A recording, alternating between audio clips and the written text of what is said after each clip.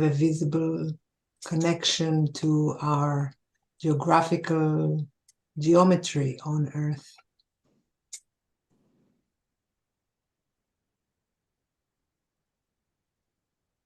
Wisconsin, welcome Barb.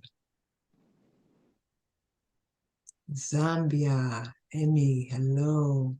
Hello, Kathy in UK. Hello, Christine in Virginia.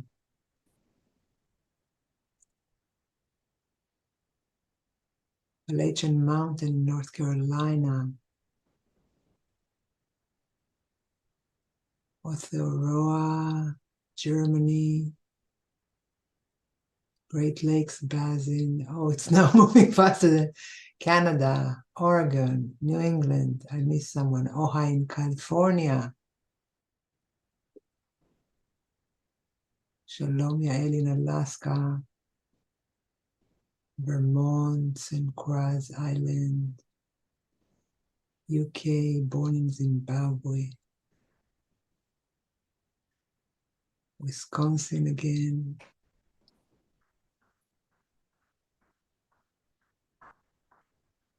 London.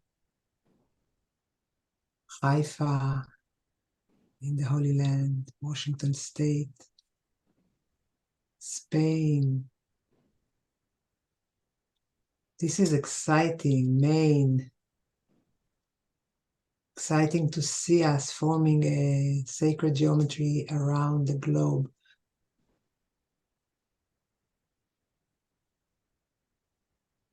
Guinea.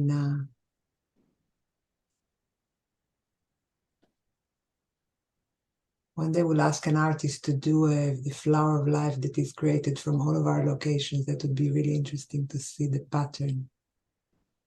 Canada, Victoria, Aotearoa. And we have more joining, but maybe we'll give one more minute. Anyone else that wants to say where they're from?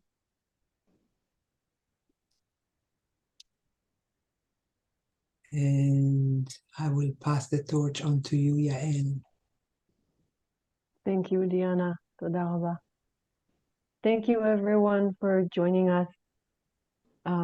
This is our monthly Moon Rooms of Peace Circle.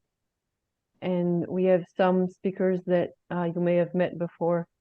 And we have one new speaker that I'm really touched to have with us. She's Muna Shaheen, and she's an Arab from Palestine. We have indigenous wisdom keepers. We have Kumu Sabra from Hawaii. We have Catherine from the Maori people in Aotearoa, also known by Westerners as New Zealand. We have Iya Tahira, Black American elder, now in St. Croix. We have Celine Manga from the Quechua and Aymara people in Peru. We have Diana Lam, originally Romanian roots, Israeli, now living in the US, lived for a while in Great Britain. If I'm confusing, then please correct me, speakers. But we are here to try and touch very gently, because these are such explosive and hurting times for many of us. But we would like to try and let this circle hold us without touch. So even the most horrible pain can be held without a touch, making it worse. And to look at these times in a safe, brave space that we will ask you to co-create with us. I will explain in a minute how.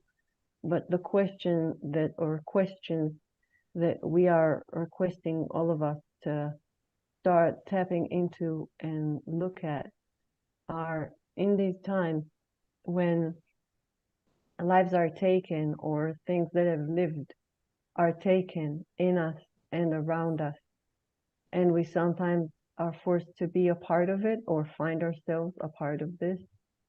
Can we be a part of the healing? a part of maybe the witnessing that we may not have chosen, but we find ourselves in. And how do we do that? And as we are speaking of taking a life or killing and of healing and of witnessing, what does it mean? These three words, what do they mean in your life? And what is the relationship these words have with you and you have with them? And what is the relationship between these words? And also, what does it mean during this time in your life, during this time on the planet?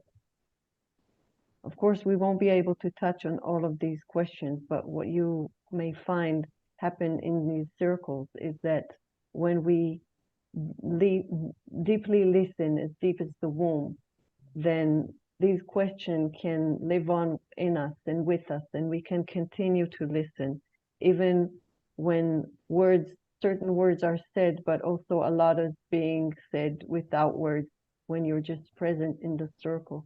Sometimes you think about something and then suddenly one of the speakers speaks to that or says it. And that is why in this circle we give a few guidelines that were handed down to us by our elder Rita Blumenstein here in Alaska, who has worked with a lot of different indigenous cultures, and she found that they all have different forms of these circles, as she called them, talking circles. These ones aren't proper talking circles because talking circles are confidential and this is live streamed. But the way we share and the way we hold the listening and the intention is in alignment and in accordance with these guidelines. So I will read these guidelines and we ask for everyone to help us hold this, because this is not something we can do alone. And so at the beginning of every one of these circles, we read the guidelines.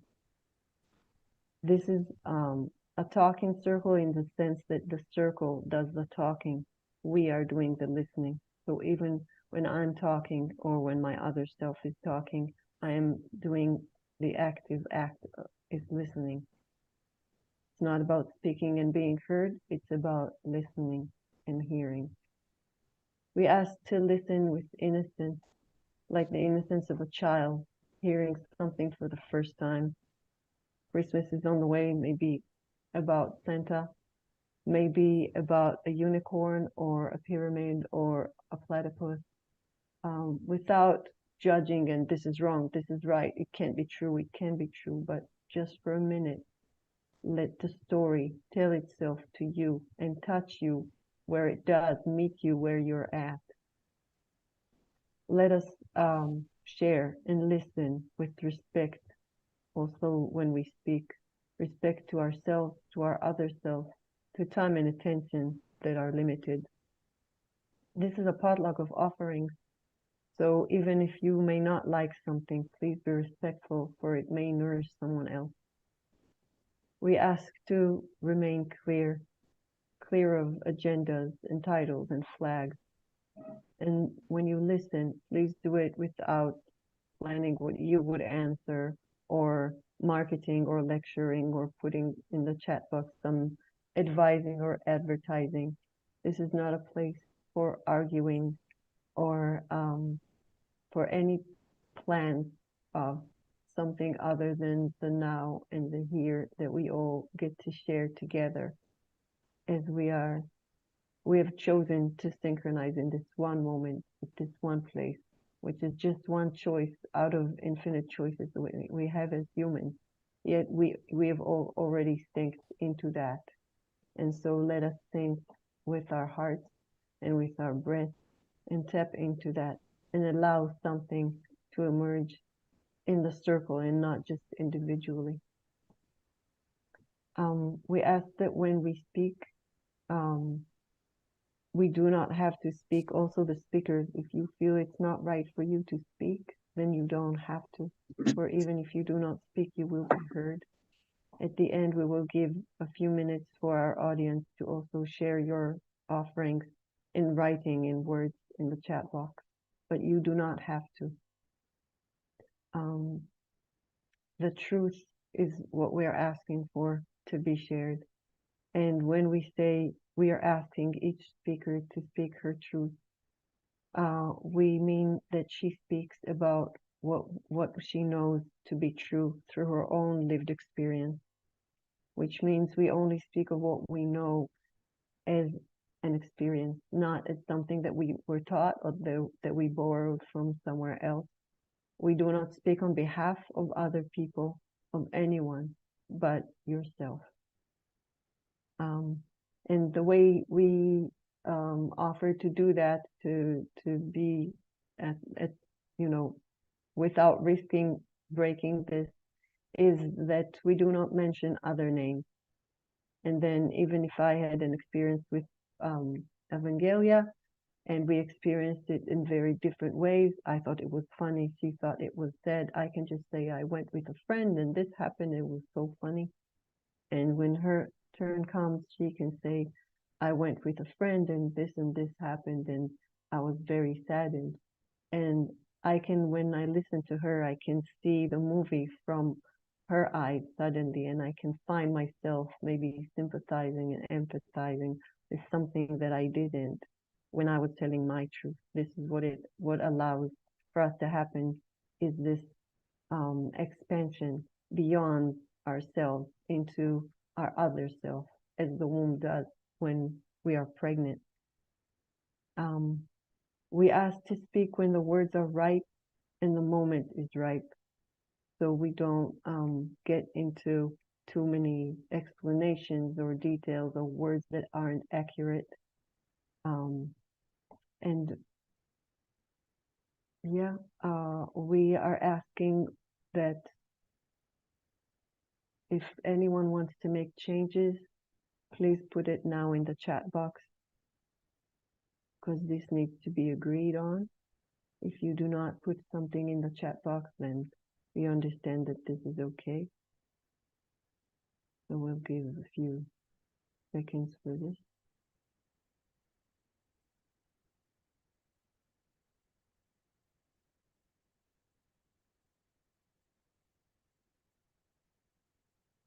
Thank you. And we will now open the sacred space with Ia, if you can take us into a blessing or a prayer to open.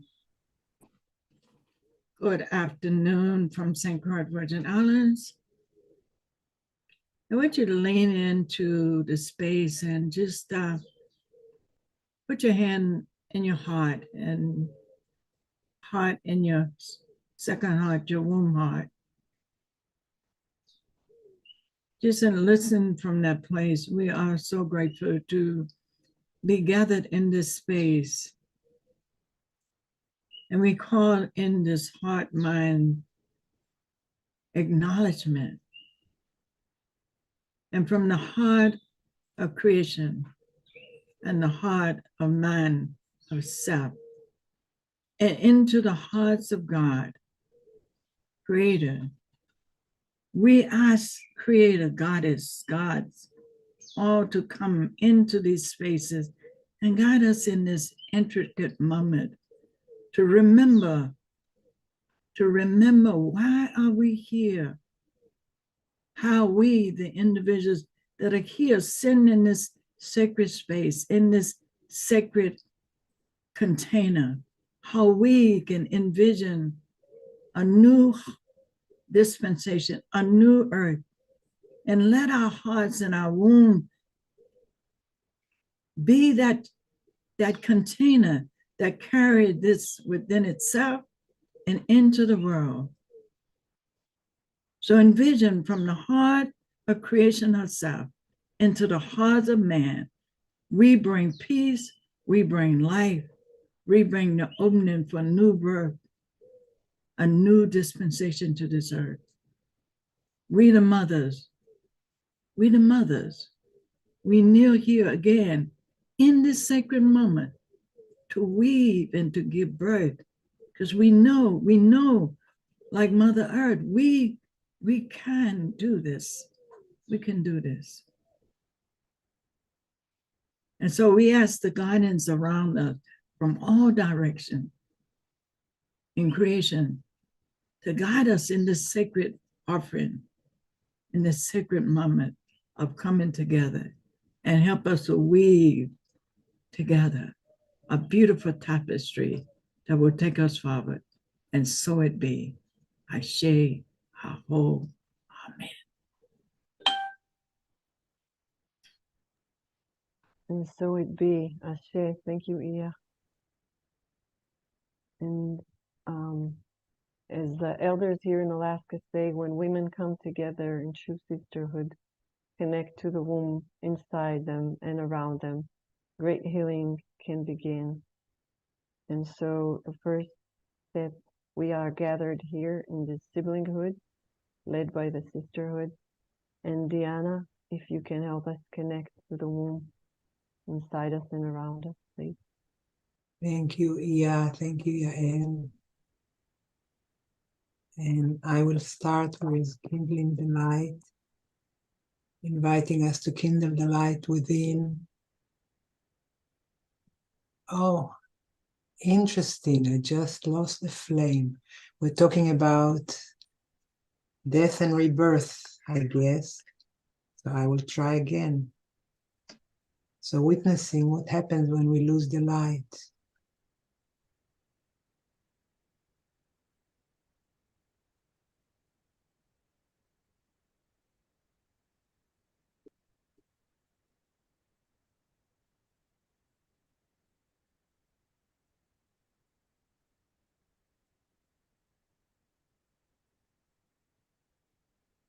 Taking a moment to mirror the flame inside, in our heart, in our womb. I'm going to put the candle down and invite us to place both hands on our hearts, and to take a deep breath. And if you have a womb, physical or etheric, in your body, if you would move one palm to cup your womb while one stays on your heart, or if you don't have a womb, both hands can cup your heart. And let's breathe together from all over our Mother Earth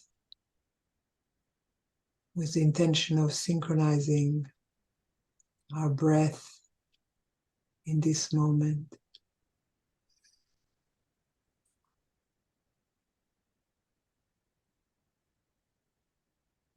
Inviting us to witness the heart and the womb as places of flame and lack of flame. We kindle the light and the light is extinguished. We have lights that were kindled and extinguished in our hearts during this lifetime that we each live. Lights that were kindled and maybe extinguished in our wombs. Looking around us in nature, flowers, fruit go to seed. They wither and extinguish their life force in order for a new cycle of life to begin.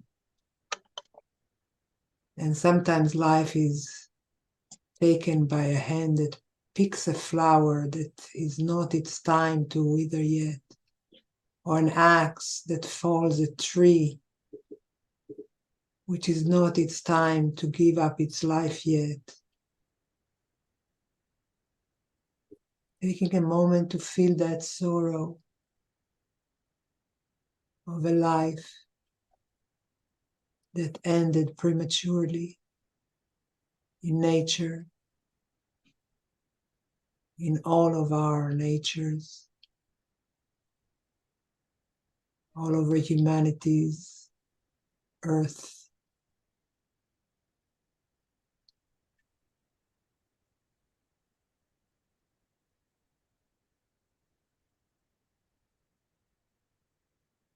And breathing into that sorrow, the hope of a light rekindled, the hope of a seed replanted, the hope of a tree sprouting. And how does that expand in your heart and womb? and in green earth and in humanity's horizon.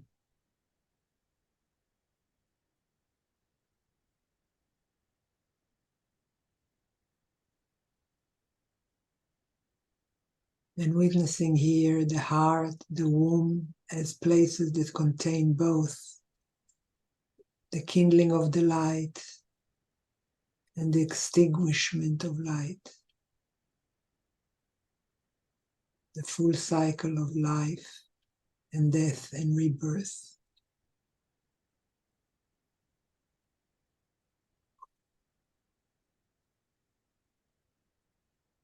What are you seeing in your horizon in this moment? What light is dawning? What light is setting?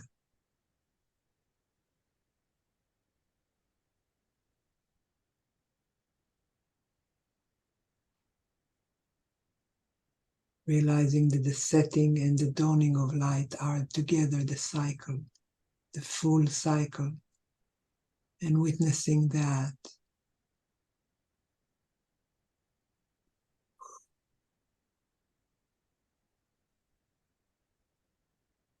And allowing that to be, to simply be. And feeling your palms on your body, the heartbeat underneath your palm, the life beat underneath the palm that cups the womb, and beginning to feel your whole body on this seat where you are seated now, on your spot on earth.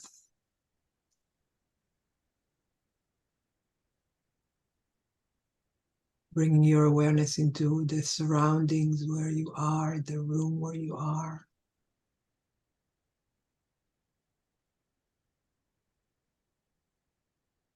Remembering the connection to the larger circle all over the world, yet having more and more consciousness into your point on earth, into the body that you're inhabiting, into the breath that you keep alive.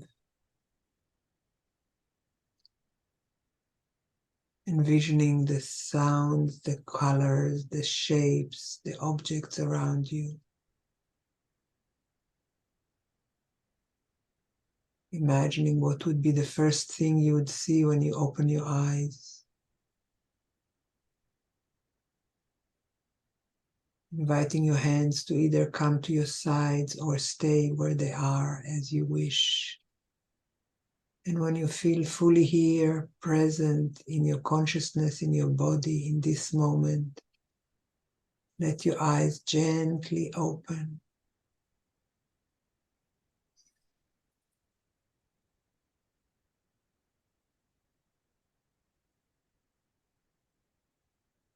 And welcome back.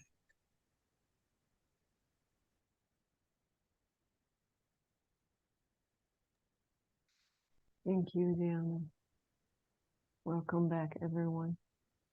And Liberty, can we put on spotlight the speakers, because I'm going to ask Kumu Sabra to share next, and I know that she likes to see a circle of people and not just herself.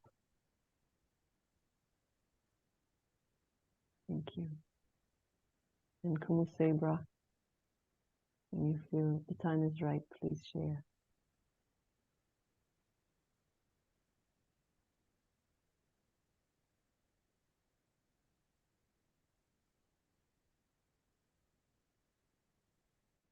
Now I have it. Thank you, my sister in Aotearoa, all the way around the world. Greetings to each and every one of you.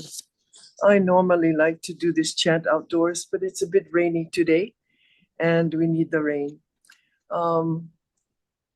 Once again, you have many familiar faces here, but because I'm doing this in Hawaiian, I will explain to you what I'm saying, which is that as the sun rises in the east, it warms the atmosphere. And with the warmth of that atmosphere comes the memories of our tupuna, of our elders who have placed us on this earth and placed us in the path that we walk today. And as that sunshine warms our island as it travels over the mountains and to the other side, to the west side of the island, it follows a path that is marked by temples that were built nearly 2,000 years ago when the first Polynesians arrived in these islands. And among them was a chief whose name was Mo'ikeha. The Mo'ikeha, the Mo'okini line are well known here in the islands, and they fell in love with the beauty of this place and with the richness of it, and with the fact that there was enough water, enough land to grow all the food that they needed to feed their people. In Hawaiian culture, wealth is measured by how many people you can feed. It is not much how much money you have in the bank. It is how many people you can feed. And in times past, before the economy changed, there were thousands of people who lived on this island who had all the food that they needed to eat. So much of our food now is imported. And we have many young people who are working very hard to turn that around and to restore the fish ponds that we have, to restore the taro patches that we have and the farms that we had, and to restore their water to the original places where it flowed. But those things were changed over time with the introduction of plantations, sugar plantations, and a different way of making a living. But with the fires that have happened on Maui, there's great recognition now of the importance of returning our streams to their original configuration, to return the water to the farmers who can grow the food for all the people of the island. I offer this chant to each and every one of you with aloha and respect and best wishes. Ea e kalama kahikina, kahiki mai aloha kupunahe, ku kalia I kalia waikini, waiale ale molale e. Eia e nā puale mokihana, kamawahilu alani ua vehi e. E vehi ke ia aloha e. Aloha ku one hana ue. Aloha no, aloha e. Mano kalani po, aloha e. Aloha no, aloha e. Mano kalani po, aloha e. Please join me in saying aloha e, aloha e, aloha Aloha e. e, Mahalo. aloha e, aloha e. Thank you all so much. Aloha. Aloha e. Thank you. And thank you so much, Kumu Sebra, for speaking to the fires and to the need to restore and maybe restoring our stories that sometimes we are attached to, as Ia, I think, was saying before we started officially. And the way we can just like Viana's candle was reminding us that sometimes the flame can go out, but then it can come back again. Sometimes we need to help it. And the water and the fire and the relationship between them and what is our role in this.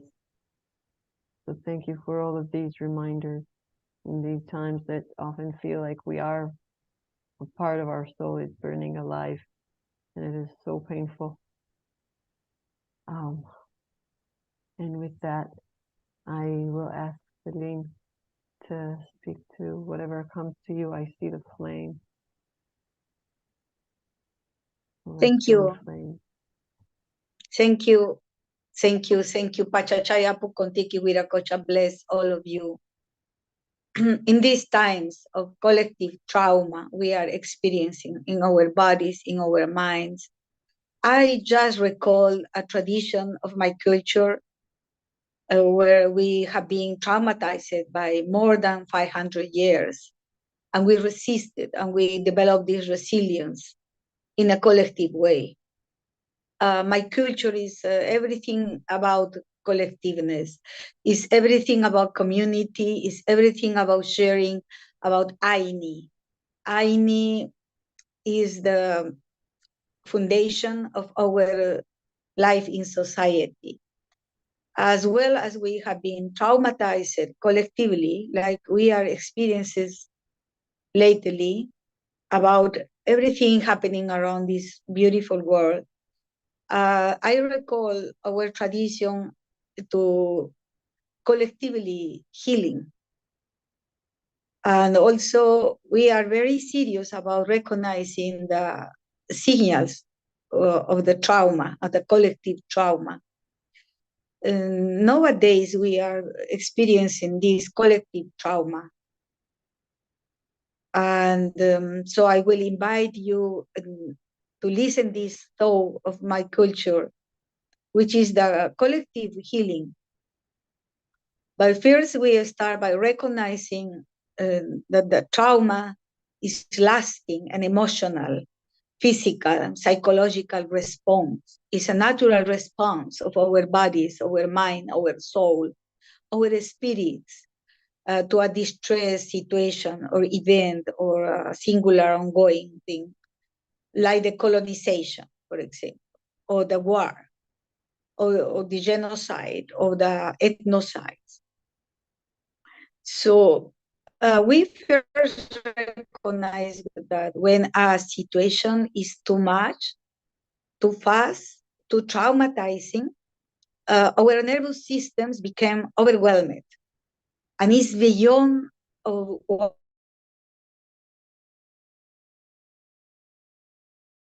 one's capacity to regulate and make mindful decisions also. And also we recognize this about this trauma, we are experiencing loss of vitality, disconnection with ourselves, disconnection with our communities, disconnection with our families, and this is totally unconscious. So we have first to bring to the consciousness this is happening to us, and how deep will be the damage caused by the collective trauma we are suffering. So the trauma always involves a matter of power. Isn't someone accumulate power to traumatize us? The colonization, in the case of my race, my culture. But so most re-traumatizing is also a process. And in our systems, this will be converted in pain, could be converted in physical diseases, cancer, gastritis, anemia. And this is all related with abuse of power. So we call this, when we recognize this situation, we call for our healers to proceed with a collective community healing. So as well as the trauma get spread through the whole community, like nowadays, we are saying the television, the internet, and we are so overwhelmed, and our physical bodies are suffering. Our decisions may be wrong, and someone is triggering in our nervous system a discomfort, and could be also a disease. As well as the trauma and the re-traumatization that is spread in all our communities, we start by collectively healing. When you heal by yourself, just alone, in solitude, you cannot achieve the level of healing that you can achieve when you heal collectively, or when you practice the community healing. This is like the opposite to the infection. The infection can start in one person and get rapidly spread over other individuals. The healing follows the same process. One is collective healing, like in this womb, circle of womb we have now. My healing will impact your healing, and your healing is impacting my healing. So it's a double way to heal in a community as we are. But this has some requirements. So first, the requirement could be an open heart.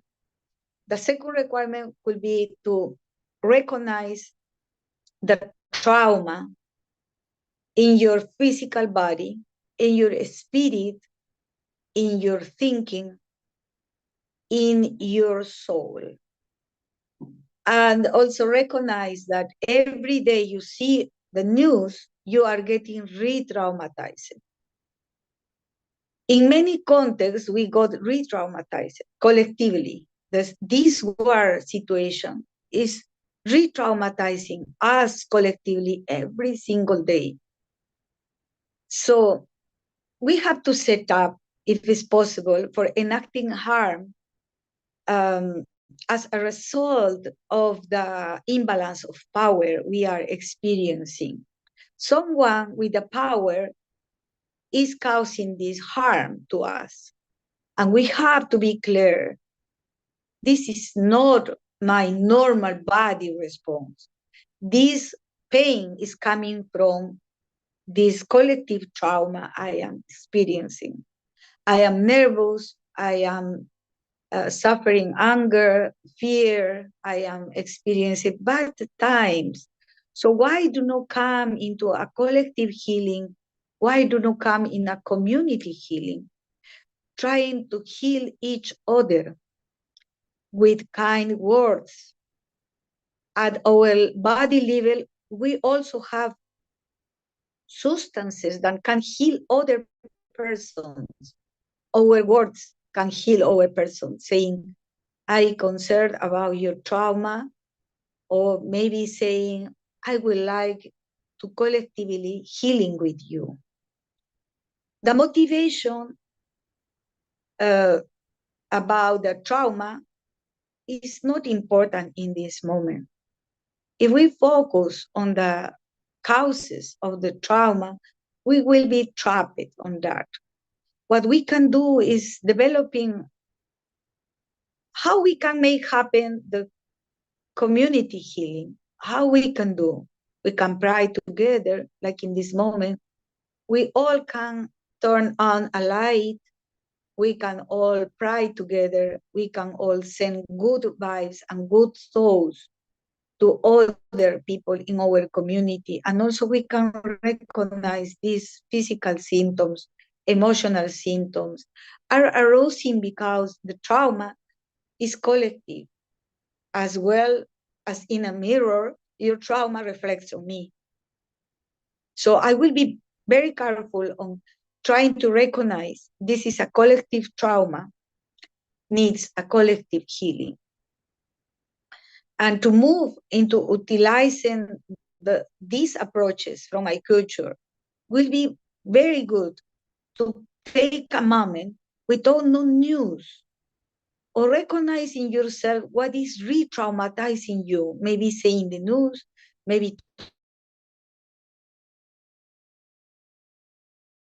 talking with friends about this, maybe the roots of the trauma, or complaining about the disbalance of the power. And even more important is keep focus on what you can collectively heal.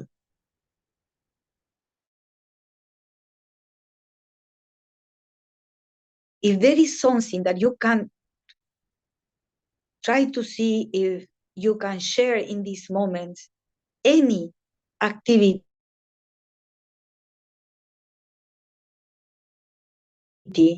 to cure your sympathetic nervous system, people. Don't be alone. Don't be by yourself. You can speak in the buses, you can speak in the subway, you can speak in this circle, You can write your thoughts. I will read it. And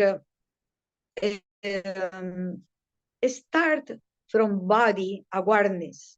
Listen to your body. Go there to your body deeply and try to move collectively. So try to avoid taking buses, driving, trains. If you can walk, this is the most basic, the foundation of the collective healing, walking. Other people will see walking in the streets, in the park. And that's very curative, even if you don't believe that. So, but we have certain principles. So we have 6 principles for our community healing. The first one is search for safety, stay safe.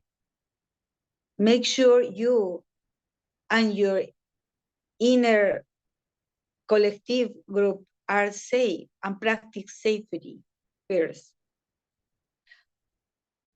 The second is mutuality and collaboration.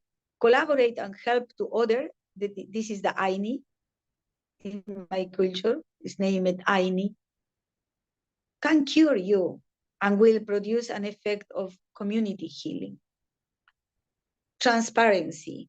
In these times of war, distress, and trauma, it's important to maintain trustworthiness and transparency on your life, on your words, on your readings, in everything, our communities. Empower us, giving our communities a voice, giving our communities a choice. A voice and choice is part of the community healing, is part of the empowerment of the community. And if there is a traditional healer, I know in your communities you don't have, but maybe there is a equivalence of a traditional healer or a psychologist, a counselor. Try to access to this counselor, to this traditional healer in our communities, to access to your own power without a power differential with a counselor, with a healer. That's the importance of our traditional healers. Our traditional healers do not maintain a power disbalance with the patient. We are equal. So try to find a way to speak with a counselor without a power differential, so you can feel equal.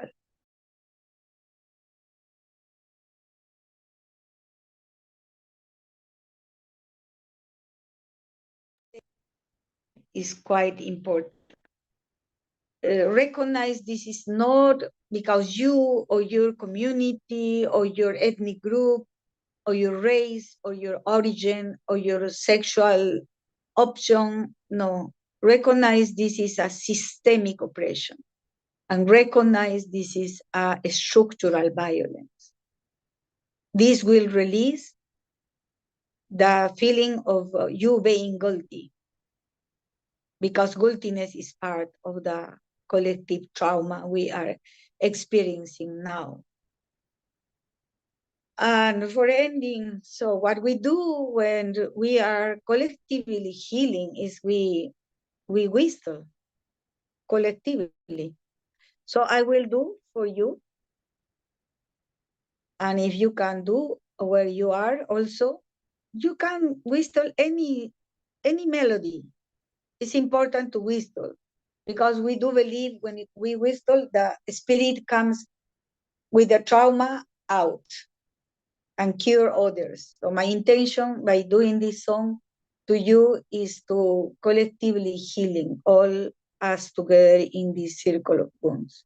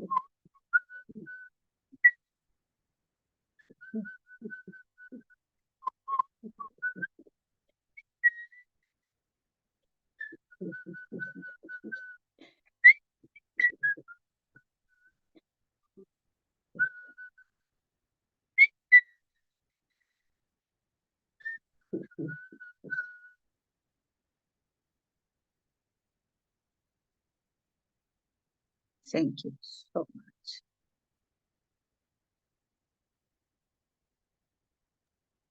Tupananchiskama. Thank you so much, Celine. I'll just say that Celine is a healer, traditional healer. Since she was 5, her elders recognized her as a healer. And then she became a doctor. The Western world also recognized her as a healer. And she has this, as you can maybe feel, this deep understanding of healing and woundedness, and how it's not only in the physical realm. And one, you gave us, I feel, so much, but one thing that really resonated with me is this idea of how trauma is kind of something that happened in the past, devouring the present and the future. And the way you were talking about re-trauma, how it repeats itself and it's kind of echoing into the present till it becomes the only thing we can hear. And in another very wise circle that I have, when we were talking about witnessing, and I was asking the women their wisdom on that, one of them said that when we witness someone, we then echo, and echoing is a miracle. It's a miracle. It's this mirroring. And what do we choose to mirror? And how that mirroring, that echoing, can heal the mirroring or the echoing of the re-trauma coming to devour the sprouts of life that we managed to have. And I love the way you spoke about how we can help each other. And sometimes I forget, but you help me remember. Sometimes you forget, and I can help you remember. Maybe different bits and different pieces that we each hold, and we can come together. I think it was Diana in her meditation that kind of spoke about how we are sometimes have this illusion of separation, and we can come together. Maybe it was Ia at the invocation. So thank you for those reminders, and thank you for the whistle. Muna, do you feel that you can share with us? I was hoping to be the one after, but if you insist. That's okay. I can ask someone else if you want. I would be happy to be the one after, like the third. So thank you. Yeah. Okay. Catherine, may I ask you? Kia ora. So I'm drawn to this idea of relationship. And the reason why, well, there's several. One is because, as you do, you seek some guidance from the cards. So during the conversation, I felt moved to pull a couple of cards from my deck. And the one I pulled was relationships. We call it whanaungatanga. And by that I mean, you know, we're talking about these conflicts and such. One of the things, you know, if we can amplify this idea of humanity as the collective, you know, we were just hearing about collective trauma, but there is also a way that we can heal as a collective of humanity. But how do we heal? Because, you know, there's this idea that there's was post-traumatic syndrome disorder, PTSD, whatever. You know, there is also another syndrome, which is the syndrome of people who are traumatized and they grow and evolve from that. If you notice, there are people who get traumatized and they stay stuck in their trauma, and there are those who rise from it. I think it was Diana on one social media chat we were having. We were talking about how people are wounded, and she reminded us it's that wounding where the cracks appear in the light. Either it shines out or the light comes into us and it's healing light.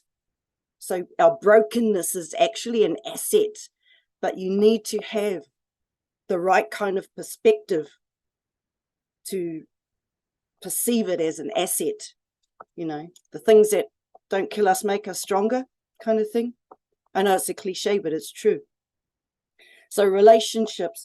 And the other relationship I thought of was so many female supernatural ancestors that Māori people have. One of them is Papa Tuanuku. She's the supernatural ancestor, the land, the whenua, the land. And we have this, you know, this saying, like, you heal the land, you heal the people. When the people are sick, the land is sick. You see this correlation. If you look around, you see it. It's true. Papa Tuanuku is Earth Mother. And in that name of hers is Papa. Now, in our Māori language, when you put a word next to it, self, it repeats. It's a transcendent idea. Pa means to touch. Boop, touch. So I don't know if we can imagine what's a transcendent word of doubling the idea of touch. It's connection. Papa, the word papa is an our word for genealogy. Whakapapa. Right? So it brings us back to this idea of relationships and connecting. Somehow, us women have to get the message through that we are all humanity. Doesn't matter what your skin color, what race, what cultural creed you are, social, economic class, whatever. We all need to recognize we are family. That's it. Okay? We have to transcend this idea of othering, othering, otherness, separateness, and we need to connect back to basics. We're the ones who can do that for the world. The other card I pulled, waka, canoes. These are Pacific voyaging canoes. This is a metaphor. This is a vehicle for a message. That's the message, in my view, that the women we need to really amplify right now. That's the message. And I just want to close with another idea I had, which is about trauma. A lot of trauma relates to, again, relationships, because ideas are actually living entities too. That's what we believe. Ideas have their own life force. The relationship of the idea about existentialism, death. We really need to have a more constructive relationship with this idea of death. If you believe that death ends you, you're going to be scared, right?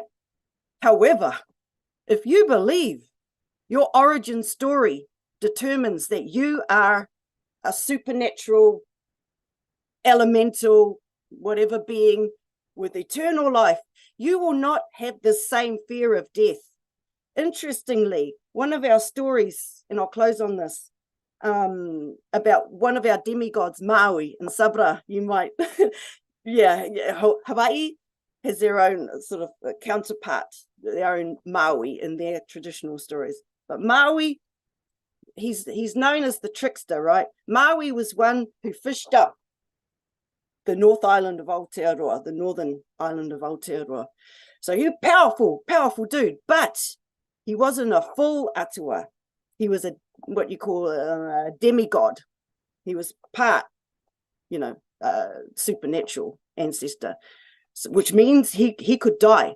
So he had this fear of death, right? So what he did was, in his, you could say arrogance, there's a lot to learn from stories. In his arrogance, he attempted to kill Hinenui Tepo, the atua of death.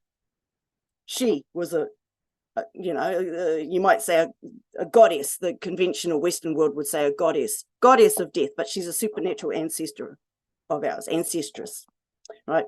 He was like, oh, if I kill her, I will live forever because the supernatural ancestor of death will be dead herself.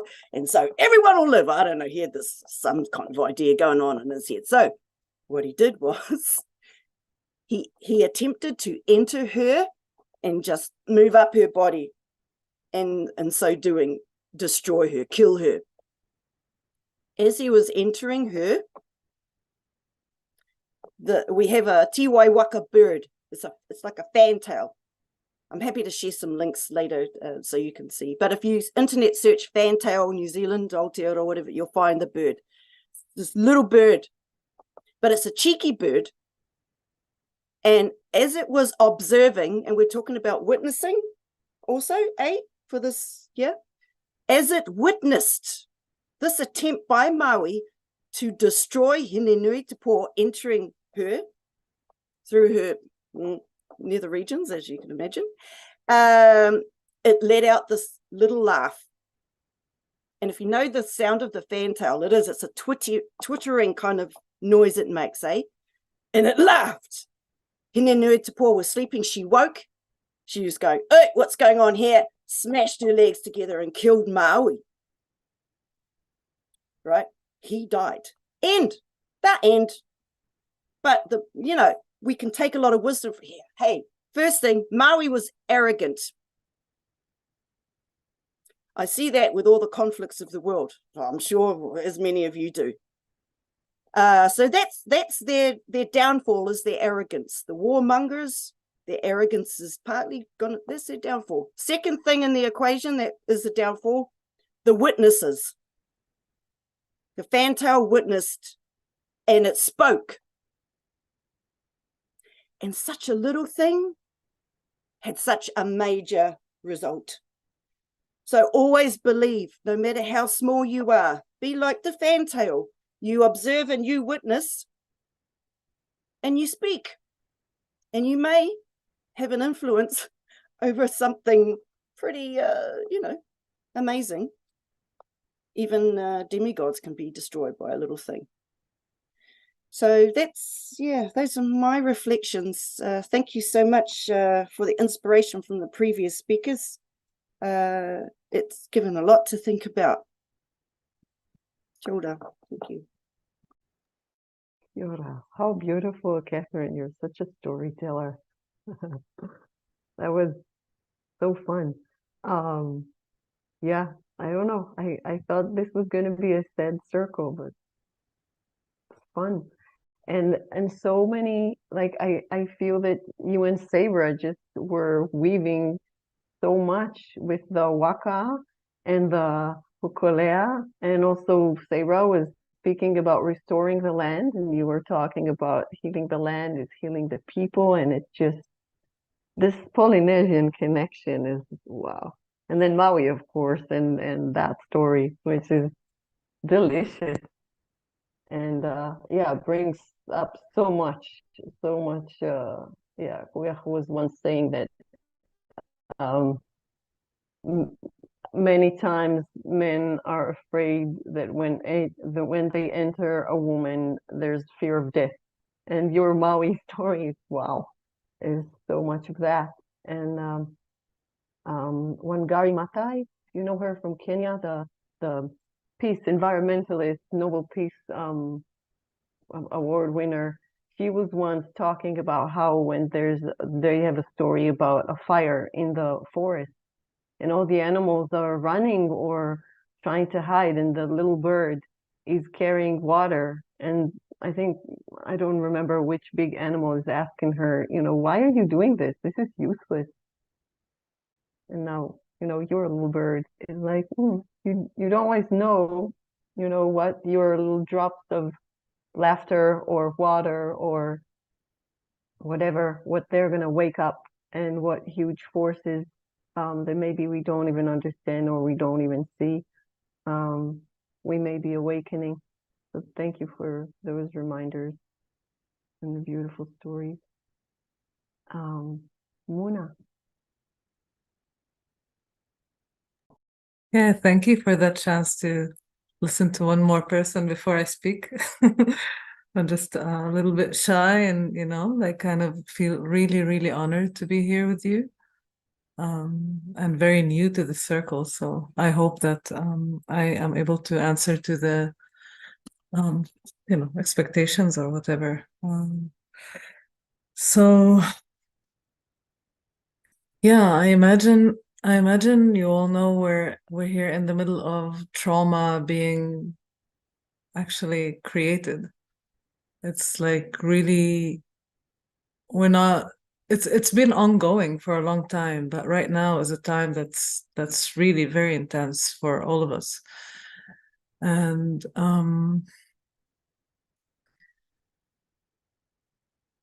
it just makes you think, you know, it makes you think how to really be in within all of this in a peaceful way.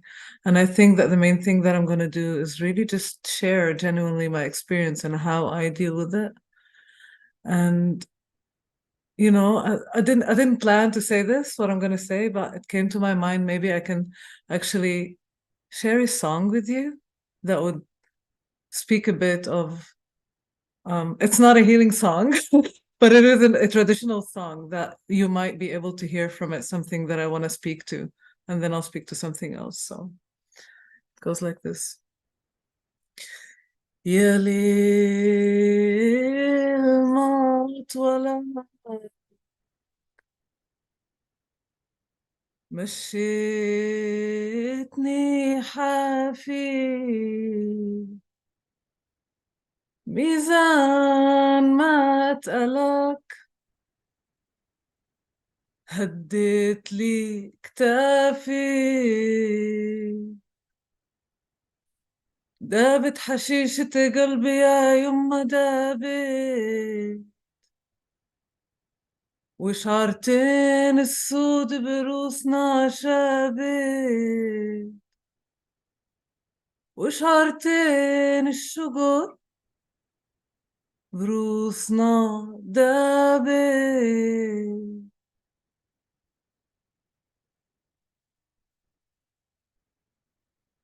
It goes on, but it's just the opening of the song that talks about the Palestinian people in this land and the very difficult circumstance that we've been living under here, the situation of the occupation. And the reason I chose to sing this song is because this song carries within it a very powerful and strong victim consciousness that I find to be something that really needs to be acknowledged, but also released. And there was one time in my life where I came to the understanding that within my people, there's like very deep grabbing and holding onto the victim consciousness.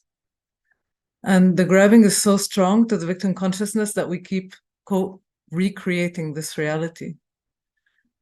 And this is not to say that anyone is not responsible or that, you know, the victim is is to blame in whatever situation. This is only to say that there is a part of creating a reality of difficulty.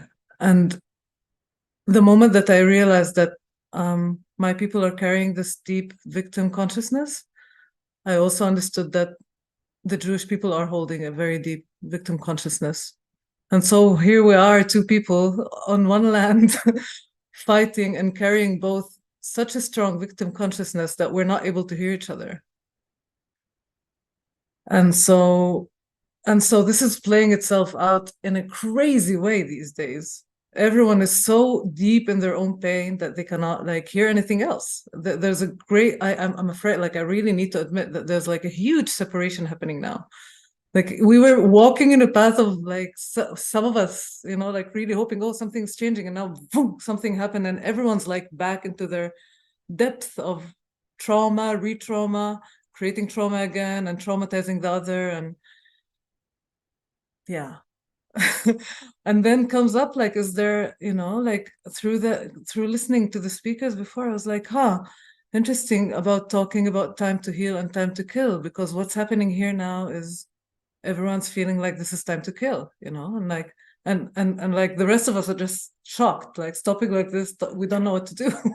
You know, like how can you start even thinking about healing the people that are exposed to whatever is going on, you know? Like there has been a huge event on the 7th of October, and since then there has been a tremendous event of ongoing traumatizing that's not ending yet. And it's so heart-tearing that really, like, you just don't know what to do. It really like made me stop and think, like, what would make me kill? You know, would I as a woman really choose at any point in my life to kill? And the only answer I could come up with is the only reason I would kill if I saw my children being threatened, you know, that would be the only like immediate danger. And still, even then, I'm not sure I would do it full-heartedly. But then like sending people to fight, you know, like, is there really roles in this community? Are there like a role of people to be killing and a role of people to be healing? I don't know. These are just questions that I've been working with, and I didn't manage to get any answers for them, honestly, because I am in a safe place because some people are fighting, you know, and then like how would we really be in peace with that? Like, am I actually taking part of this war because I'm not doing anything to stop it? It's just questions that you have to ask. All I know is that my only way to deal with it is to just try to do something that's beneficial. Like the whole time that I've been thinking about anger and, you know, like what other people are doing and how can they do that, and the injustice in that, and that's just like holding, you know, that's just holding to pain and playing with pain, and it's not efficient at all. So I'm really just trying continuously to contribute to my community, to strengthen it. And this is something I understood a long time ago, that my work as a Palestinian woman is to heal my community so that it's strong enough to choose peace. And I don't know that there's anything else to do. And I still find that along with that, every once in a while, I do have conversation with people, Jewish people, Israeli people, trying to, like, if they're important enough for me to find the way to be together, despite the differences, or change the way we look at things.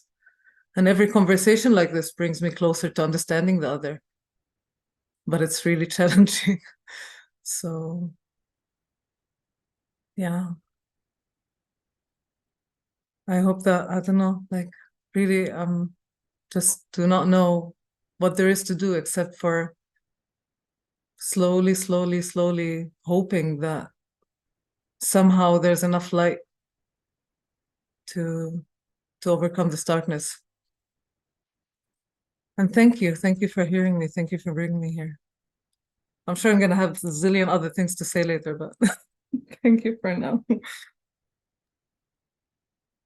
Shukran, Muna. Right back. I think you're already doing a lot of what needs to be done. For me, you are a big pillar of healing,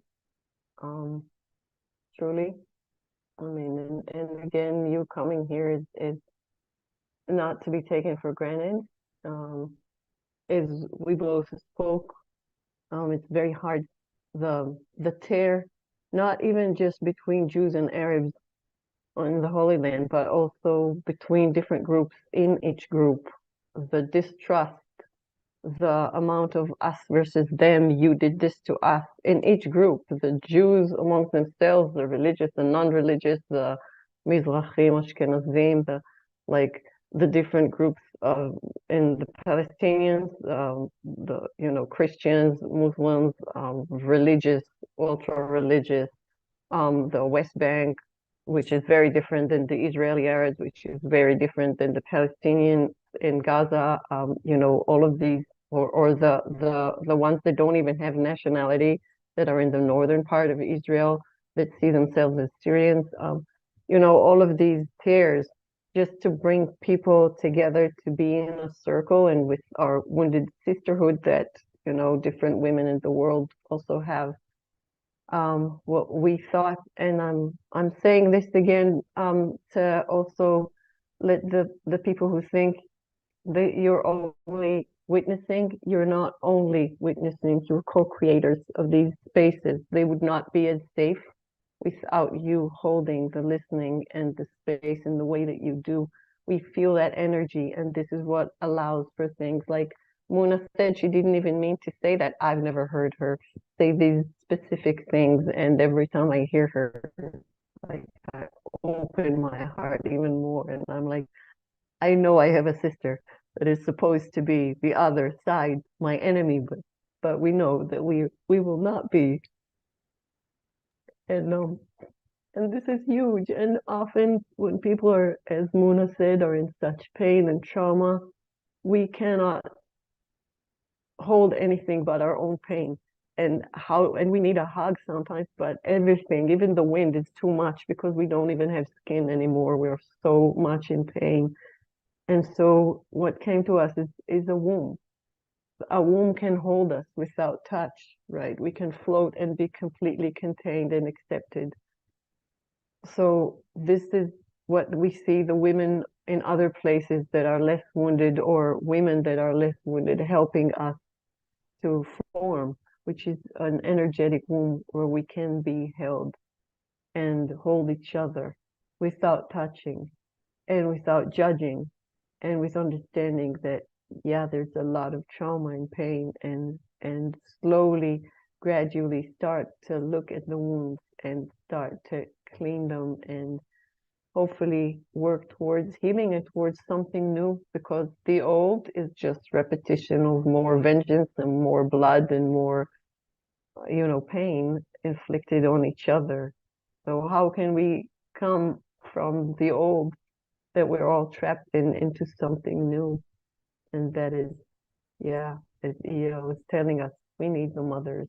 As Catherine was showing us with the card, we need the women, because women know that from the old, something totally new that never existed before can begin to exist in us and then outside of us. So this is what we're hoping to do here with you all.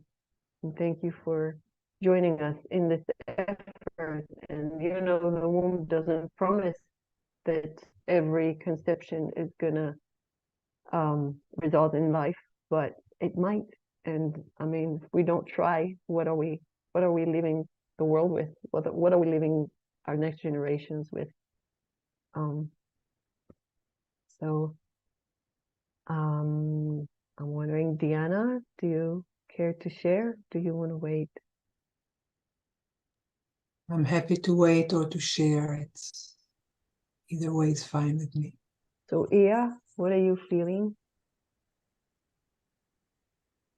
What am I feeling? I'm feeling a lot of feelings, and I'm feeling a lot of gratitude, especially from Mona, because I always address this elephant. It feels like we're afraid to call the elephant in the room, that victimized part of ourselves that suppresses and continue the destruction of our own personal humanity. As long as we hold on to those separate parts, what question do we ask ourselves now? And what I encourage in my community is to ask the question, if we're standing on this threshold where we're looking at where we've been in this triad, this civilization, this whatever, this old dispensation, the old paradigm, we've been here for thousands of years. So my question is, have we learned the great lessons of our own personal humanity?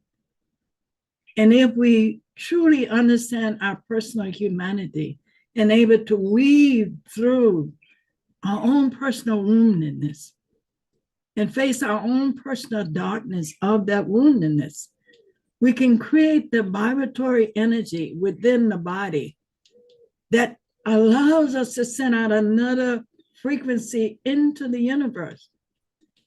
The old gods died. The old paradigm, a way of looking at the world and depending on an outside force is gone, because now creation said it's on us. We are the new breathing elements that's been missed and that's needed right now. We know something. We can interpret what's going on. I love when one of our elders said, there are no more gurus. We all have the potential to be the gurus of our own life and of this earth. We just have to be willing to trust that inner truth, that thing that calls to us, that maybe had not even been said. Mona said, we both are victimized elements of what's going on. Most people can't say that because I feel that I might upset the apricot. I might upset you if I say that we both are playing the victim card.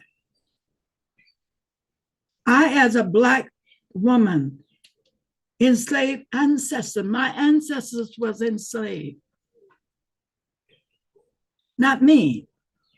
I can determine to carry that trauma of enslavement, or that thought process, or I can choose to raise the vibration and say, I choose, if I was part of that dispensation, what lessons have I learned today that I would not want to foster in creation going forward?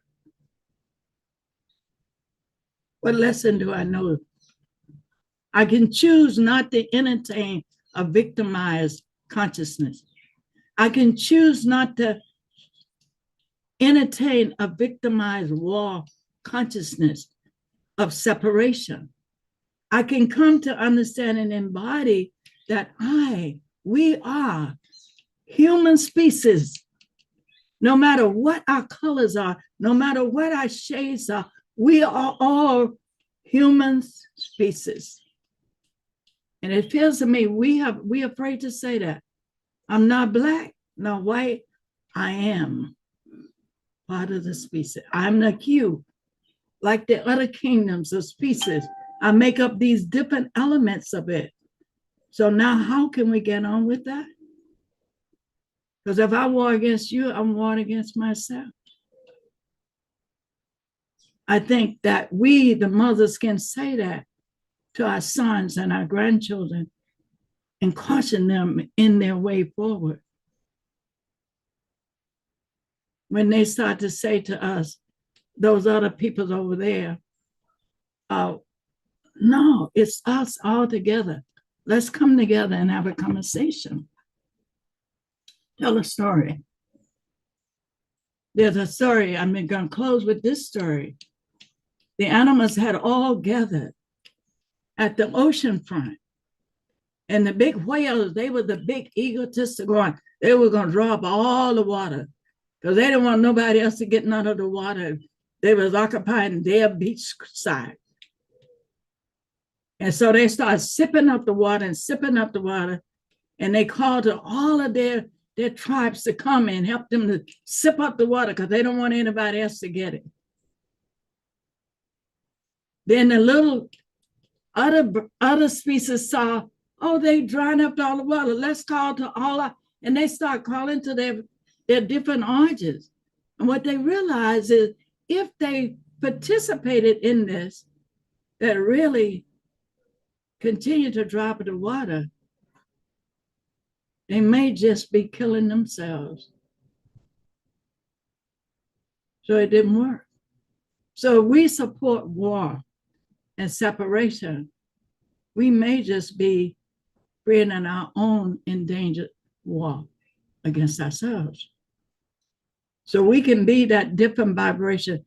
We can use this weaponry of consciousness, weaponness of consciousness and awareness to create a different frequency and echo that into the world. I don't need to be in Syria. I just need to hold that vibration and give that vibration a voice.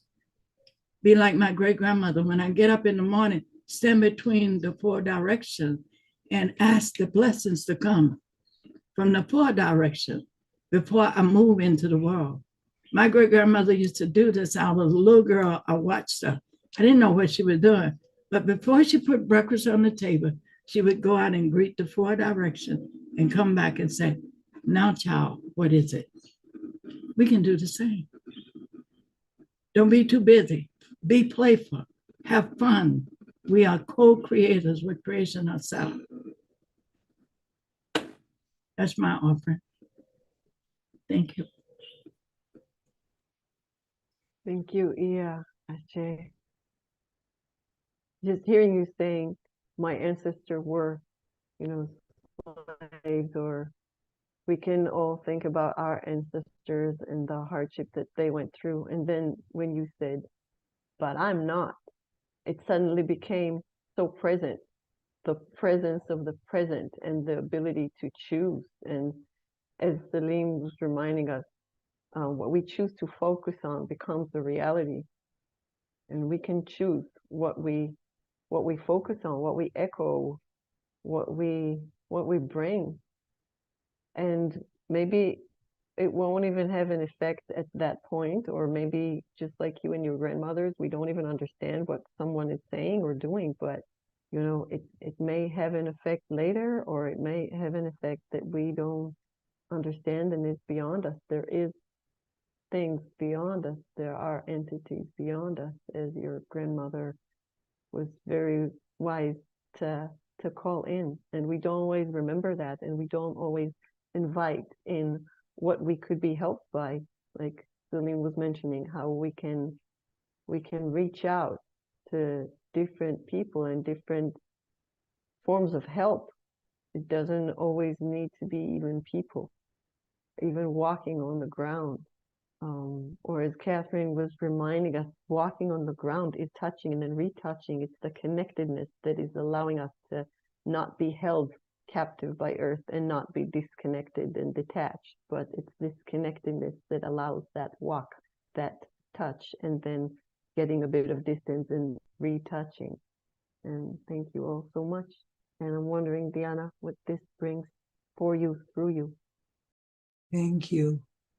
Thank you for all who spoke before. I'm touched by all the words, and a story came to mind when I was hearing you, Muna, speak, and I'd like to share that Inanna, the queen of heaven and earth, the Sumerian goddess, was estranged from her sister Ereshkigal, who was the queen of the underworld, and she got word that her sister is very sick, and she decided to take the journey to the underworld.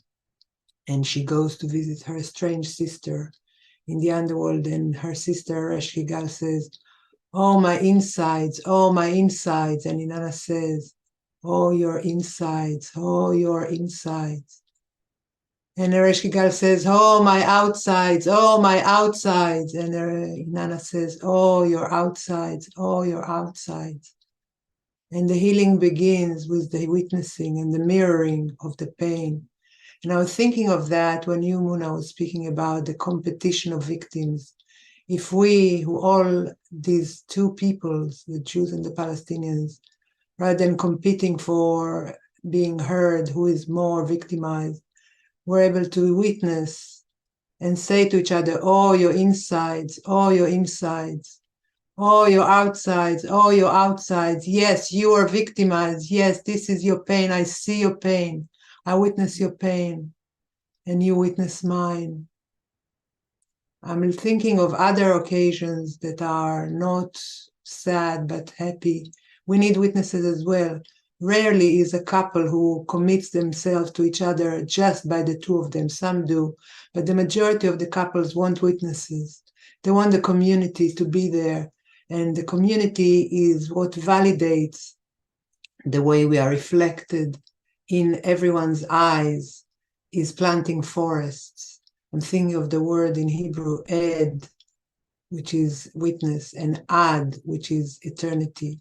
That witnessing creates an eternal aspect of validation, be it in joyful circumstances or in painful circumstances.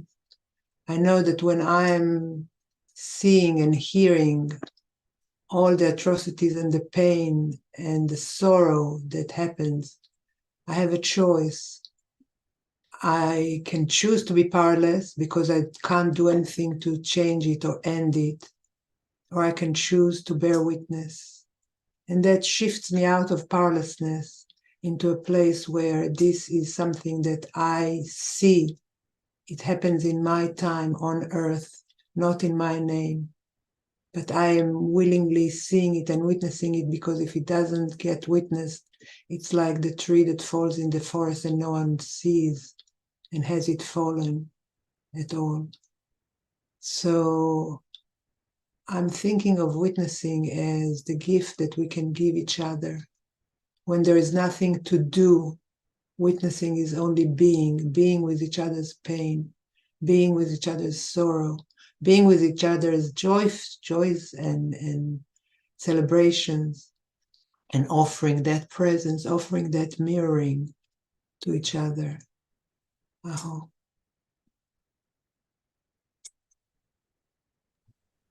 Thank you, Diana. How beautiful. I didn't know that story that you shared about the sisters. And it reminds me that now with I'm an alternative educator in my past, in my, I don't know, in a lot of what I do or I did has to do with education. And in recent years, when they're dealing with bullying, speaking of violence and inflicting each other's pain on each other, they used to deal mainly with the bully and the victim. And now they're beginning to understand that the big part is the kids witnessing and how they're witnessing and what kind of atmosphere, what kind of energy is created in the space that allows or doesn't allow for this to happen. And so witnessing has more power than we understand. Often it can either heal or rather make worse the trauma or the atrocity that is happening. And so as we are witnessing each other, a lot of what I feel we do in these circles is witness each other and witness the circle. I kind of leave you with the question of how do we witness? Not only how do we heal or how do we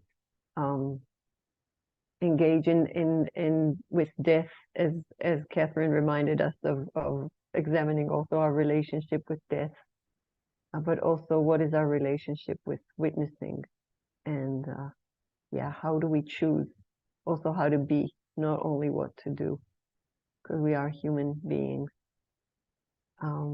And before we close, I would like to give about 2 minutes for our audience to share your offerings in the chat box.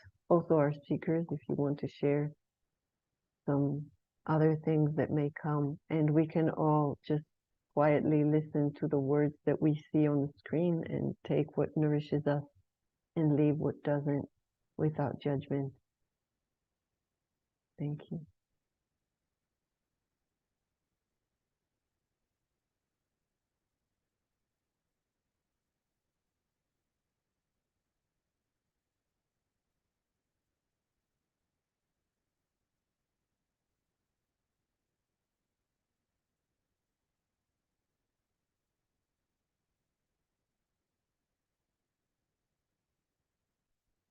We do not have time for more sharing. So again, if anyone wants to share one last offering in the chat box. And Celine, when you feel the time is right, please unmute yourself and give us the ending blessing. Thank you, Bachachaya, Pukontiki Wira Kocha Yai. Ay, Ñokacha, Hampi Warmikuna. Hay otras, Hampi Warmikunas. Thank you, Wiracocha, our Father. Thank you for this circle. Thank you for curing. Thank you for getting us reunited. Thank you for the wisdom of this woman gathering in this moment, our spirit. Thank you for bringing the peace, the wisdom, and the courage to help our families, our children, our fathers, our relatives, our friends, our communities. Thank you for strengthening our communities. Thank you for persisting. Thank you for being with us. Thank you for the force. Thank you for the courage. Thank you for the unity. Thank you for the reciprocity. Thank you for this spirit of collectiveness. Thank you also for self-discovery. Thank you, Pachamama or Mother Earth, by honoring us with this gathering. This gathering has already been blessed by Pachamama, by Mother Earth, because we are all together, coming from different backgrounds, coming from different places around the world, coming from different cultures, coming from different indigenous groups.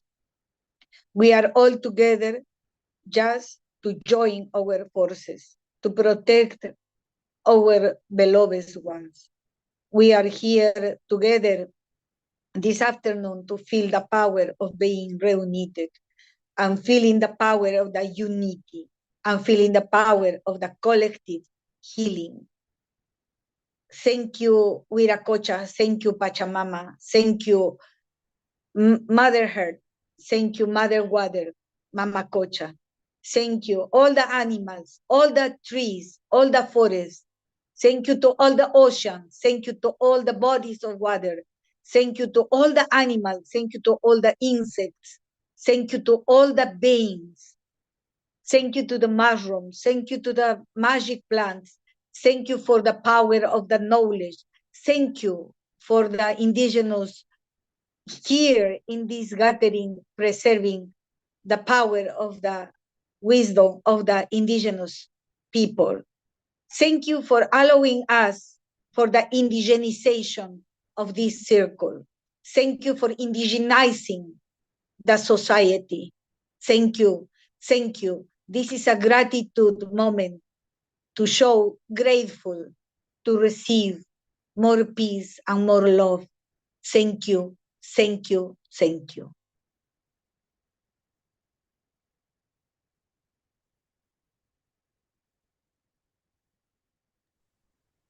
Tupanchiskama, Celine, thank you so much for every word, for every sound, for every breath. Thank you. And thank you everyone for joining us. Every encounter is a co-creation, and this was a beautiful, beautiful one. Thank you. I personally want to thank you. This was healing for me, for my heart.